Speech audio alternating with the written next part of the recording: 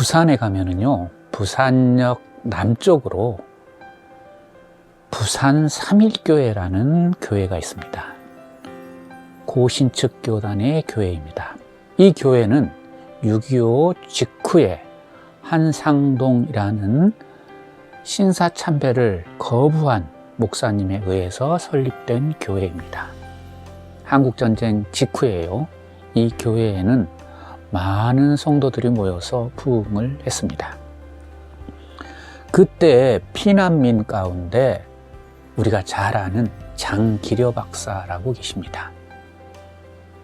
이름 석자만으로도 참의사라고 하기도 하고 한국의 슈바이처라고 하기도 합니다. 근대 한국 의료사의 장기려 박사는 요즘 우리가 누리고 있는 건강보험의 창시자이기도 합니다. 한국형 건강보험의 창시자이기도 하죠. 한데 이 장기려 박사의 삶은 인간적으로 참 기구하다라고도 할 수가 있습니다. 경성의전, 즉 서울대 의대를 나온 엘리트였지만 평안도 출신이었기 때문에 한국 전쟁이 발발하면서 가족을 이북에 놓고 월남을 해야 했습니다. 아들과 함께 내려와서 평생을 부인 등 가족을 만나보지 못하고 별세를 하셨습니다. 이 장기려 박사가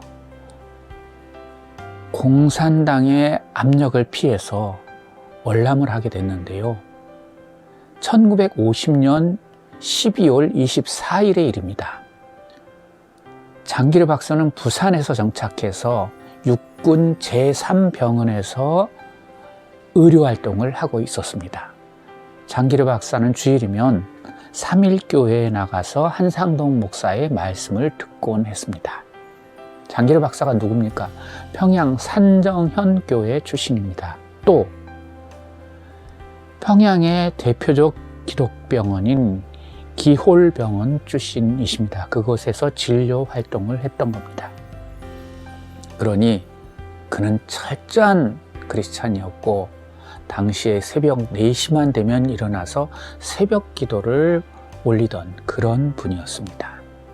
이런 분이 어린 아들과 함께 간신히 북한을 탈출해서 서울을 거쳐서 부산에 정착을 했던 겁니다. 그런데 그 1950년 12월 24일 크리스마스 이브 때요, 예배를 마치고 교회 앞마당으로 성도들이 나와서 인사를 나누고 있는데 그 순간에 건장한 남자 둘이 달려들어서 장기려 박사의 양쪽 어깨 쪽지에 손을 깊숙이 넣고 압송을 했습니다. 당황한 장기려 박사가 도대체 무슨 짓이냐? 그때 한상동 목사도 당신들 누구냐?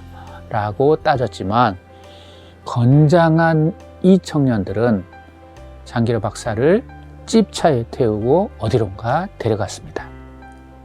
그곳이 어디냐면 314라는 간판을 단 건물이었습니다. 314가 뭐 하는 곳인지는 모릅니다. 그런데 장기려 박사가 그곳에 끌려가서 뺨을 맞게 됐습니다.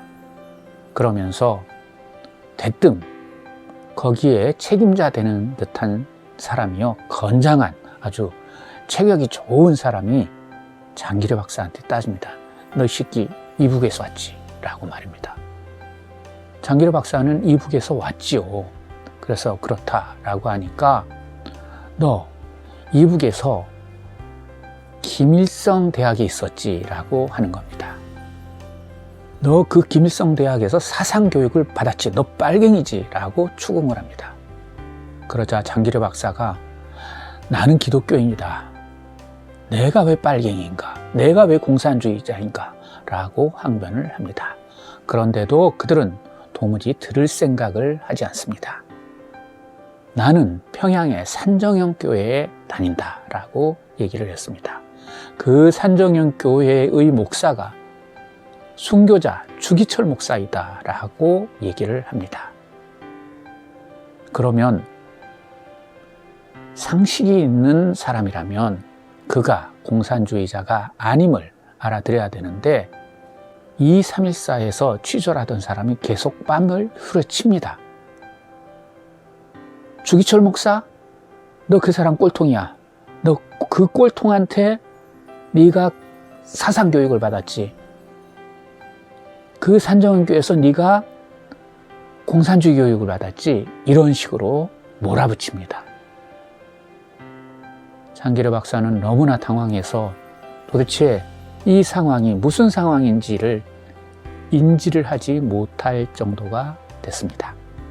산정은교회에서도 김일성 사상을 주입한다라는 어거지를 부리는 겁니다.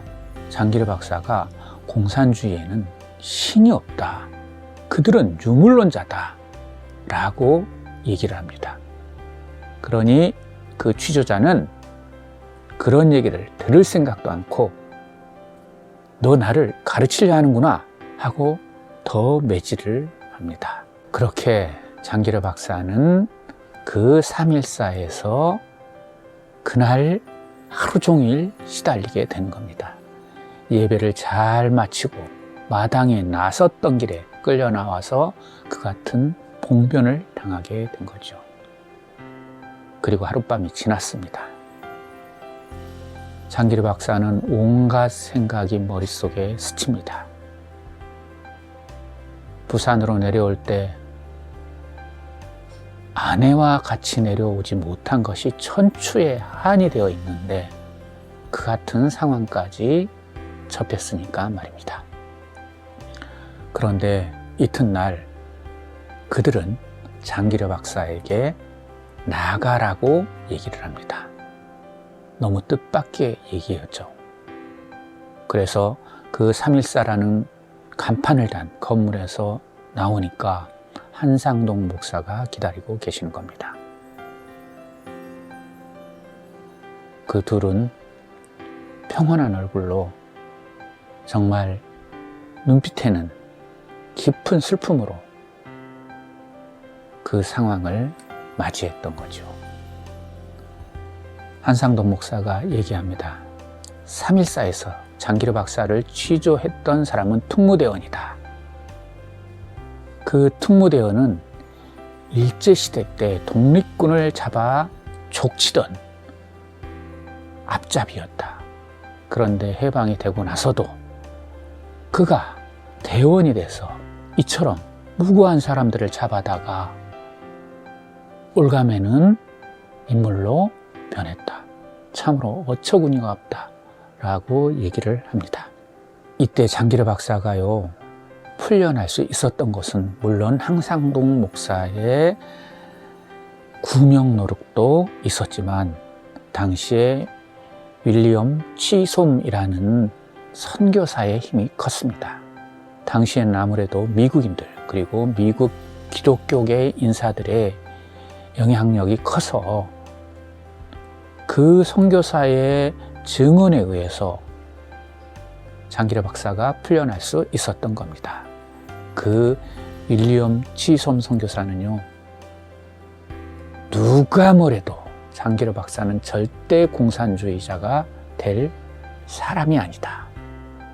그는 뼛속 깊은 그리스도인이다 라고 증언을 했기 때문입니다. 그러한 어처구니 없는 1박 2일을 보낸 장기려 박사가 육군 제3병원의 관사로 돌아왔습니다. 그랬더니 집이 난장판이 났습니다. 모든 물건이 흩어져 있고요. 누군가 뒤진, 마치 도둑을 맞은 그런 형국이었습니다. 물건은 없어지지 않았는데요. 다 물건이 헤집어져 있어요. 그런데 딱 없어진 물건이 하나 있습니다. 그때 당시에 장기려 박사가 귀중품이 있었겠습니까? 돈이 있었겠습니까? 메달 하나가 없어졌어요. 그 메달이 뭐냐면 금메달인데 장기려 박사가 경성의전을 수석으로 졸업하고 그 수석 졸업자에게 금메달을 수여했습니다. 그런데 그 금메달 하나가 없어졌어요. 장기려 박사는 훗날 그 금메달이 없어진 것을 매우 아쉬워했습니다. 1950년 12월 24일 크리스마스 이브 때 벌어진 이 황당한 상황은 그 이후로도 우리가 불의와 싸울 때 벌어지는 상황과 비슷합니다.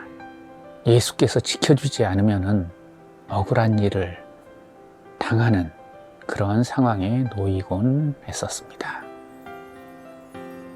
지금도 부산에 가면 3.1교회가 있습니다. 한번 시간 있으시면 부산에 들리실 때 부산역 남쪽에 있는 3.1교회를 방문해 보시기 바라겠습니다.